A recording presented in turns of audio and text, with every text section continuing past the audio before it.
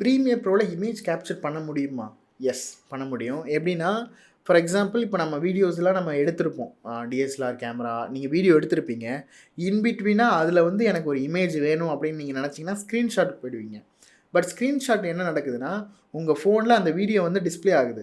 அந்த ஃபோனில் டிஸ்ப்ளே ஆகிற வீடியோவுக்கு மேலே ஒரு ஃபோட்டோ வந்து உங்கள் ஸ்க்ரீனையே சேர்த்து வந்து ஸ்க்ரீன்ஷாட்டில் நடக்குது. பட் கேப்சர், இமேஜ் கேப்சர், அதாவது வீடியோவில் உள்ள இமேஜ் கேப்சர் பண்ணுறது அப்படிங்கிறது என்னென்னா, இன்பிட்வீன் அந்த வீடியோவில் உள்ள ஃப்ரேம்ஸ் இருக்கும்ல, 30 எஃப்பிஎஸில் நீங்கள் எடுத்துட்டிங்கன்னா 30 ஃப்ரேம்ஸ் பர் செகண்டில் உங்களுக்கு வீடியோ ஷூட் ஆகிருக்கும்.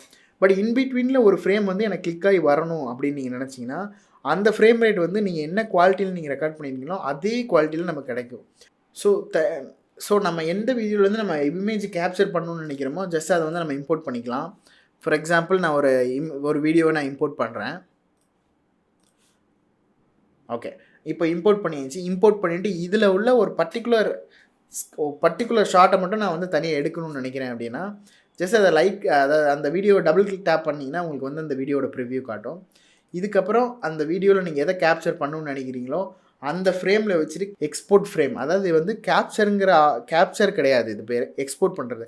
அந்த ஃப்ரேம் ரேட்டை எக்ஸாக்டாக என்ன ஃப்ரேம் ரேட் அந்த வீடியோவில் இருக்கோ அந்த ஃப்ரேமை நம்ம தனியாக எடுத்து வைக்கிறோம். அதுதான் இங்கே நடக்குது.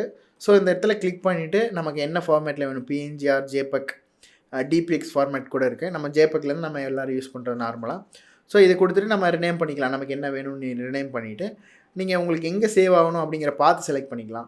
இல்லை இந்த ஃப்ரேம் ரேட்டை வந்து நான் ப்ராஜெக்ட்டில் யூஸ் பண்ண போகிறேன், ஒரு ஃபோட்டோவை யூஸ் பண்ண போகிறேன் அப்படின்னு நீங்கள் நினச்சிங்கன்னா இப்போது இம்போர்ட் இன்டூ ப்ராஜெக்ட் கொடுத்து நீங்கள் உங்கள் ப்ராஜெக்ட்டில் கூட யூஸ் பண்ணிக்கலாம் அந்த ப்ரீமியர் ப்ரோவில். ஸோ இதை நான் கொடுத்துட்டு ஓகே கொடுத்துட்றேன். கொடுக்கையில் என்ன நடக்குதுன்னா, இந்த ஃப்ரேம் ரேட்டை வந்து நமக்கு எக்ஸ்போர்ட் ஆயிடுச்சு. இப்போ அதோட நம்ம டீட்டெயில்ஸ் பார்க்கலாம். எக்ஸ்போர்ட் ஆகிடுச்சு. இதுக்கப்புறம் இதோட டீட்டெயில்ஸ் நீங்கள் போய் பார்த்தீங்கன்னா உங்களுக்கு வந்து உங்கள் 4K அந்த ரெசல்யூஷனே வரும். இந்த இடத்துல என்ன நடக்குதுன்னா, அந்த ஃப்ரேம் நமக்கு எக்ஸ்போர்ட் ஆகிருக்கனால எக்ஸாக்ட் வீடியோவில் உள்ள குவாலிட்டியோட அது வந்து நமக்கு கிடைக்கும். பட் ஸ்க்ரீன்ஷாட்டில் நமக்கு மேலால் கேப்சர் ஆகும், நம்ம ஸ்க்ரீனே கேப்சர் ஆகும், அதில் நம்ம க்ராப் பண்ணி வைக்கிற மாதிரி இருக்கும். ஸோ இந்த ஆப்ஷனை யூஸ் பண்ணி பாருங்கள்.